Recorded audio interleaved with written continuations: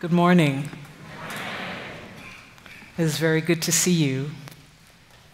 It is very good to see you from here. My name is Reverend Angel Kyodo Williams. For those of you that don't know, I am trained as a priest in the Zen Buddhist tradition.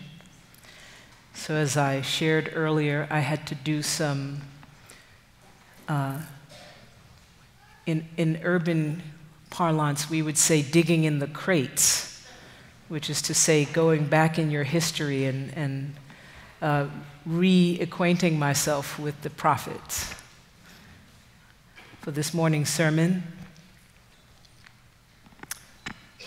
I want to reconnect us to these words that are shared from Isaiah.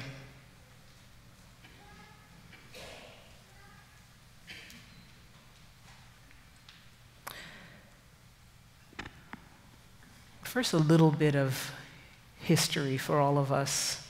We are in the 400th year by historical record of African peoples being enslaved on this land. So in 1619 is the first record that we have. And many people may know that often the person that is referred to as the first person enslaved for life was a fellow named John Punch. John Punch was an African man who ran away from his captivity of servitude with two white-bodied men. At the time, we didn't say that. We said a Dutchman and an Irishman.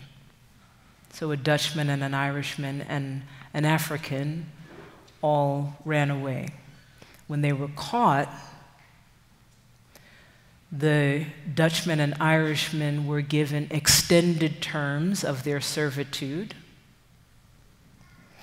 The African man was given servitude for the rest of his life. So that is often indicated as an important point of separate pathways depending on the color body you were birthed into. Now, that was about 1640. What is less often reflected to us in our history is that enslavement for life was the result of a crime. But I think more important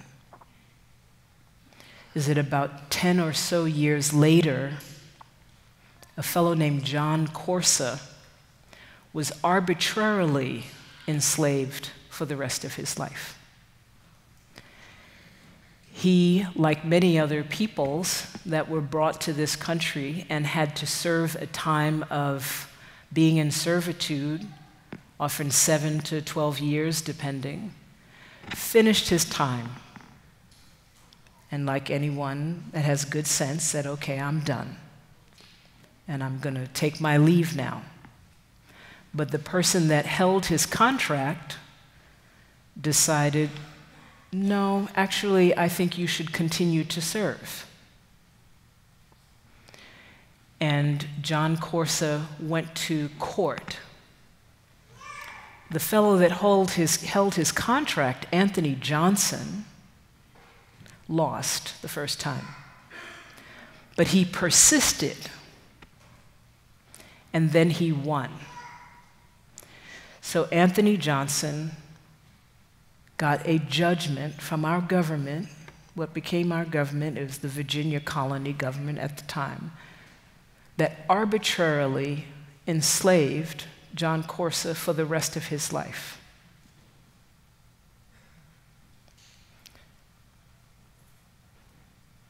Perhaps for apparent reasons, what is often not shared is that Anthony Johnson was a black man. So the first person to push legally for a black person to be enslaved for the rest of their life was a black person.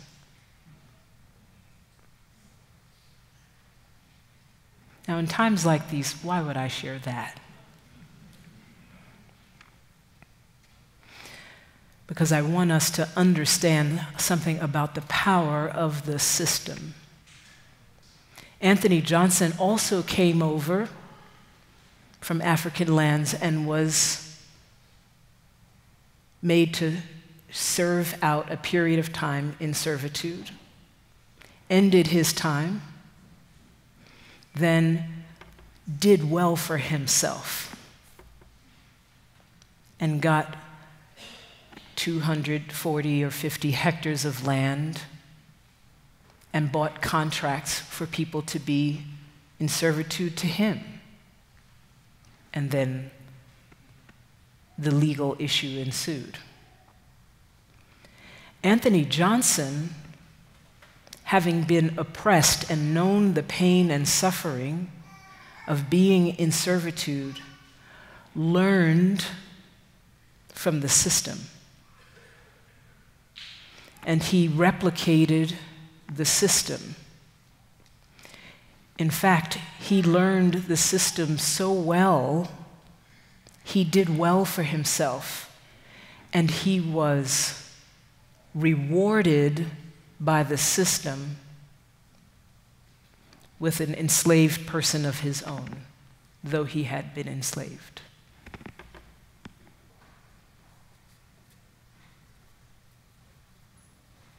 Dull the minds of the people, stop their ears, shut their eyes. Otherwise, they might see with their eyes, hear with their ears, understand with their minds, and then turn back and be healed. Dull the minds of the people, stop their ears, shut their eyes. Have them eat and drink and learn from the system. Dull the minds of the people, stop their ears, shut their eyes. Reward them for performing the system well. Stop their ears, shut their eyes. Have them no longer remember the pain, the oppression, the dominance visited upon them, the violence done unto them. Y'all don't think they were running away because it was cozy, do you? Have them forget by rewarding them with the spoils of the system. Dull their minds. Stop their ears. Shut their eyes.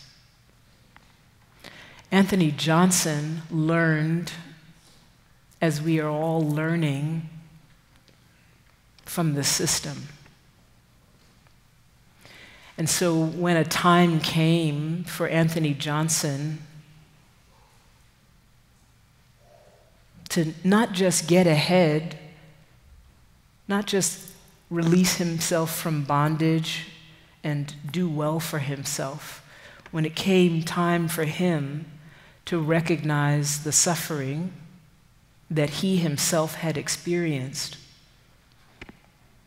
Anthony Johnson's eyes were shut and his ears were stopped.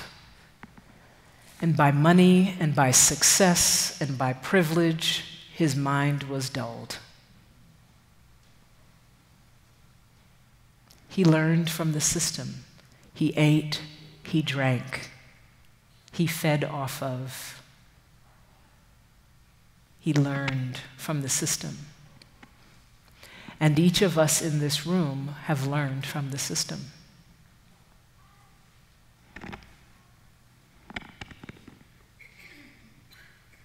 If we don't learn from the system, what might happen?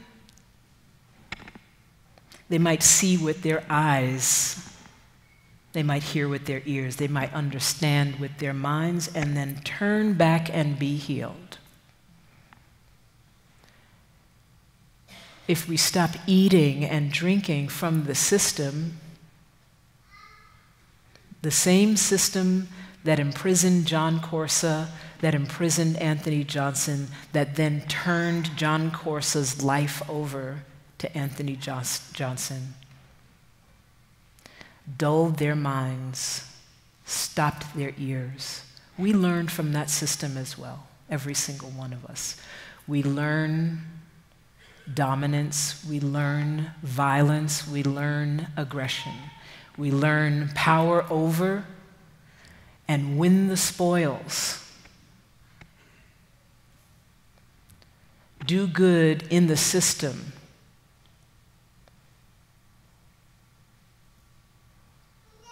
And the system wants us to do that because otherwise we will turn back and be healed. The Holy One says, "Whom shall I send? Who will I go for? Who will go for us?" And I said, "Here I am, send me."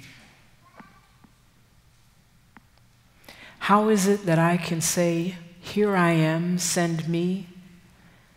It is by the ember that touches my lips and purifies my mind, my ears, my sight, and my heart,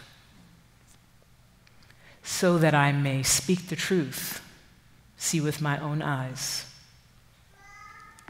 that I may hear the lies that are being told to me, hear with my own ears,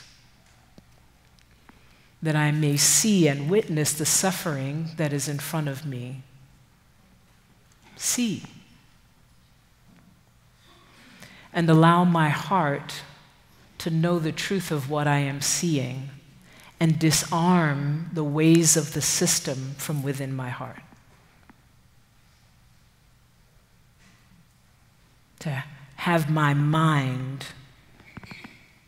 return to me clear and not dull. I share this because I know that all of us in our own ways have had our minds dulled and our ears stopped and our eyes shut by a system that rewards us for continuing it.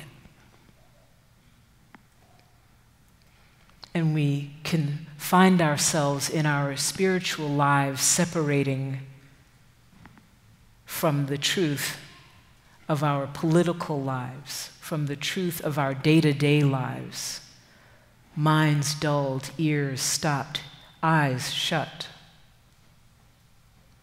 which renders us unable to answer the call when we are called, "Who will go for us?"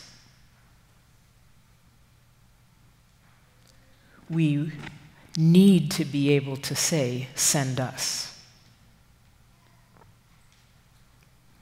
And unless we allow that ember to touch our lips, to clear the corruption, that is to say, unless we rout out the dominance and aggression and violence, not out there in the government, in our homes, in our relationships, with our partners, husbands, wives, with our parents, with the infirm, with queers, with our children, unless we rout out dominance and aggression, power over, we will not be able to say, "Send us." We will not be able to respond to the call. What is the call? What is the way in which we want to respond to the call? Send us. The question is, will we do the work? Will we allow the ember to touch our lips? Now, how many of you does that sound painful to? Indeed, the prophets knew what they were talking about. So it is not without difficulty, without challenge to what we currently understand of ourselves, that we allow that ember to touch our lips, because we have to do the work of interrogating our own lives, our own hearts, our own behaviors, how we are showing up in this moment and the next one, in order for us to say, what? Send us. When we hear justice calling and needing a response, what is it we need to be able to say? Send us. When we understand that people are living right here in Pasadena without a livable wage, what is it we need to be able to say? When we come to understand, as Pastor shared with us, and will share with us again today, that funds are being diverted from other agencies so that they can fund ICE to keep more immigrants and build more places to hold more immigrant children away from their mothers. What is the response that we need to have? Yes, it is. And then I asked, how long, oh God? We are an impatient lot, aren't we? And you can read it for yourself, but basically God said, as long as it takes. As long as it takes. As long as it takes for us to feel the suffering of touching into our own suffering, the awareness of the domination and aggression and violence that looks like it's out there but continues to live in here, dulling our minds, shutting our ears, our eyes, and stopping our ears. It is up to each of us to choose to want to be the one that hears the call. Do you want to hear the call? Yes. And what do you want to say? Send us. So it is up to each of us, by whatever means necessary, a brother I knew once said, to allow ourselves to let that ember touch our lips, to do the work of purifying our own hearts, our own minds, but most importantly, our behaviors, how we show up, so that we can say what? And how long will it take? As long as it takes. So let us do that work. Let us do that work together. But also know that when you leave here, that the first call that you have to make, the first response you have to have is send me, oh God. Send me, Jesus. Send me, Buddha. Send me, Allah. Send me, Goddess. Send me, Divine. Give me the strength to rout out this system